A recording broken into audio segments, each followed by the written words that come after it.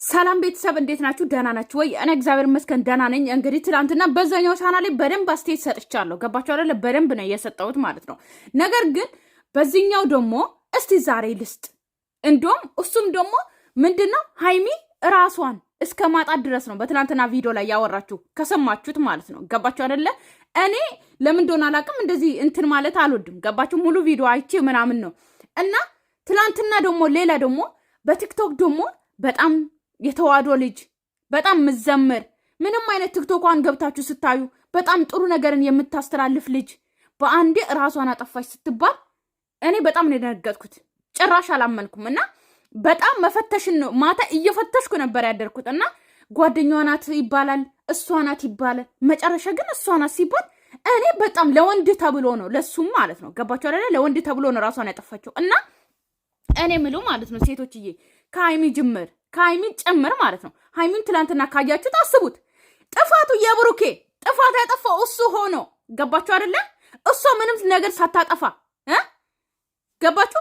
ግን ራሷን ህይወቷን ለማጣት ገባችሁ አይደለ? ህይወቷን እስከ ማጣት ድረስ ነው የደረሰችው ትላንትና እያወራችሁ ላይ ማለት ነው። አቃለው ቀልድ ነው እንልን እንችላለን። ገባችሁ አይደለ? እንደ ቀልድ እንደምንም እያወራን ነው እኛ ሴቶች እያየናቸው ራሳቸው እያጡ ያሉት። ገባችሁ አይደለ?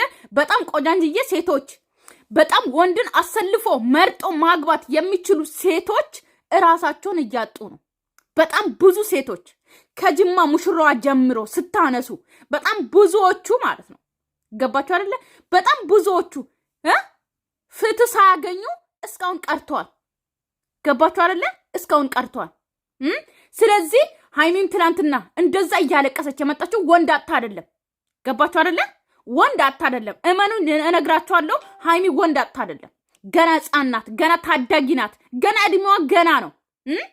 አላችሁ አረብ ሀገር ሆናችሁ እድሜያችሁ ያለፋችሁ መውለድ የማትችሉ እድሜያችሁ አልፏችሁ እሷ ላይ የምታጋልጡ እሷን ምንድነው እንዴት ነው የምትላጋልጡ ነው ምንድነው የሚባለው ይሄ የምታሾፉ ነገር ወይም ደግሞ ምትሰድቧት ወይም ደግሞ እንዴት ነው ለብሩኬ እንትን ብላችሁ እሷን እንትን የምትሉ ማለት ነው። ገባችሁ አይደለ?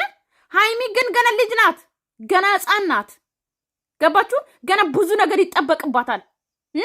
ሃይሚ ለማን ብለሽ ለማን አባቱ ብለሽ ገባሽ አይደለ? ወንድ ቢሄድ ወንድ ይመጣል። እንኳን ወንድ ቢሄድ ወንድ አይደለም የሚመጣው እንኳን የእናት ሞትን እንኳን ይቻላል። ገባሽ አይደለ? እግዚአብሔር የማያችለውን ደግሞ ለሰው ልጅ አይሰጥም።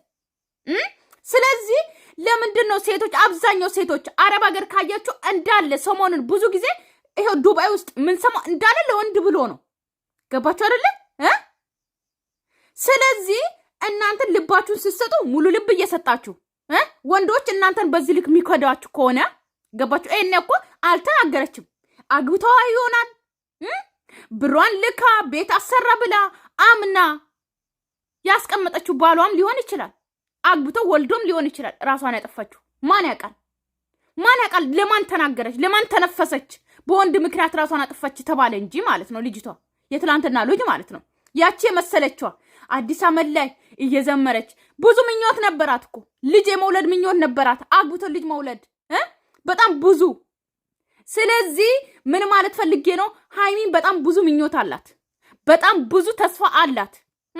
ስለዚህ ለምንድን ነው ባጭሩ የምትቀረው? ለማን ብላ? ለማን ወንድ ብላ? ወንድ ሲሄድ ይሄዳል ጥርግ። ያለ እድሜዋ አይደለም ሲጀመር ያፈቀረችው። ያለ እድሜዋ አይደለም ሲጀመር የተፈቃቀሩት። ገባችሁ አይደለ?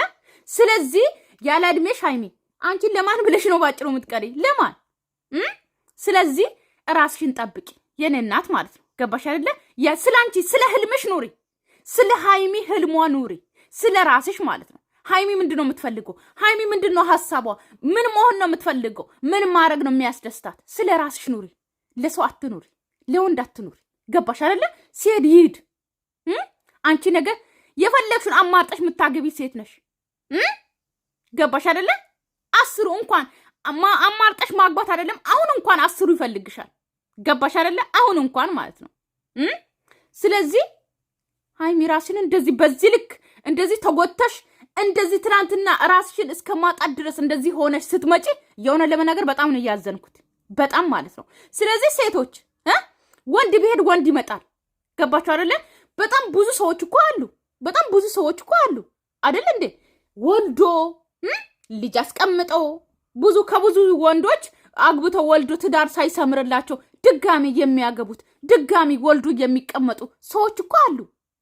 በእናንተ እኮ አልተጀመረም። በእናንተ አልተጀመረም መውለድ፣ ወይ ደግሞ በእናንተ አልተጀመረም ህይወት ሌላ መመሰረት ማለት ነው። ገባችሁ አይደለ? ብዙ ሰዎች ተስፋ ያልቆረጡ ሰዎች አሉ። ገና እናንተ ወጣት ሆናችሁ ተስፋ ቆርጣችሁ ህይወቴን ለማጣት ምናምን የምትሉ ሰዎች ገና ውሃ ሳይሞቅ ህይወታችሁ ላይ ማለት ነው። አረብ ሀገር የምትመጡ ደግሞ ቆይ ልትሰሩ አይደለ?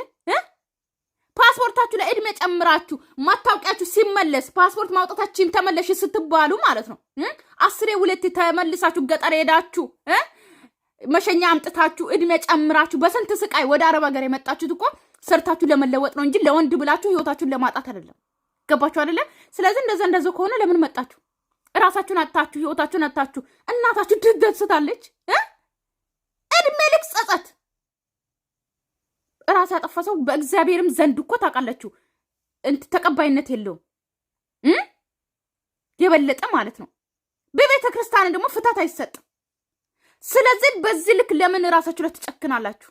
በዚህ ልክ ለምን የእግዚአብሔርን ነፍስ እግዚአብሔር የፈጠረውን ፍጡር እግዚአብሔርን ለምን ታስቀይማላችሁ? ለምን ፈጠርከኝ ብላችሁ ራሳችሁን ለምን በራሳችሁ ታጠፋላችሁ? ለምን እንዴ? ስንት መኖር እየተቻለ እንደ ውሃ ጠጣችሁ ለምን አትኖሩም? ወንዝ ሄዳችሁ አንዳንድ አይላንድ ውሃ እያመጣችሁ ምግብ ራሱ ባይኖር እኮ መኖር ትችላላችሁ። ህይወታችሁን ማቆየት ትችላላችሁ። ስለዚህ ተው እንደዚህ አትሆኑ። ሃይሚን ደግሞ ብትሆኝ ማለት ነው የፈለገ ይቀር ራስን እንደዚህ እንድትሆኝ አልፈልግም። ገባሽ አይደለ? ራስን በዚህ ልክ ራስን እንዴ በፍጹም። በተረፈ ሰላማችሁ ይብዛልኝ። ታውቃላችሁ በፊት እንደዚያ ነበር። ሩታም ደግሞ እንደዛ ነበር። እንደዛ እንትን የምትሆነው ማለት በጣም ነበር ለሩታ ራሱ የምናስብ። ግን አሁን ደግሞ ሩታ ራሱ ከአብርሃም ጋር ተስማምታ አስባበት ነው የምትሰራው። ገባችሁ አይደለ? ግን ራሷን ደግሞ በጣም ነበረ ትናንትና ካያችሁት በጣም ነበረ ዝቅ እያደረገ የነበረው አብርሃም ማለት ነው። ገባችሁ አይደለ? ልክ ሩታ ሌላ ነች። ሩታ ሚስቱ ሳትሆን በቃ ሌላ ባዳ ማያቃት ባዳ አድርጓት ነበር ትናንትና በአንድ ካዳት። ያቺ ውሽሚቷ ደግሞ ማለት ነው የአብርሃም ሚስት በሰማና ተፈራርሞ ያገባት እና ልጅ የወለደችለት ሚስቱ ነች። እንደዛ ነበረ እየተቆጣጠረች የነበረችው ካያችሁት ማለት ነው። በፊት ሩታንም እንደዛ ነበረ እየፈራንና በጣም እንትን እያለን ነበረ። አሁን እግዚአብሔር ይመስገን ሩታ ደህና ናት፣ ምንም አትሆንም። ገባችሁ አይደለ? በራሷ መብት መጥቆም የምትችልናት። እንደ በፊቱ የምታለቅስ ሴት አይደለችም፣ ልፍስፍስ ሴት አይደለችም። አሁን ጀግና እየሆነች ነው። ገባችሁ አይደለ?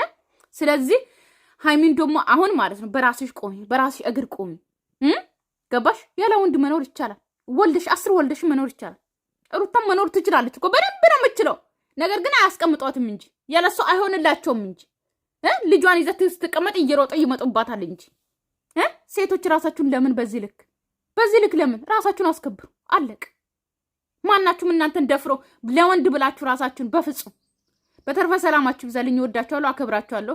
እኔ ትላንትናው የልጅቷ ህመም አሳመመኝ። ከዛ ከሃይሚ ጋር ተገናኘብኝ። ትላንትና ሃይሚ እንደዛ ብላ ስታወራ በቃ በጣም ነው ራሴን እንትን አለኝ ማለት ነውና ከነከነኝ።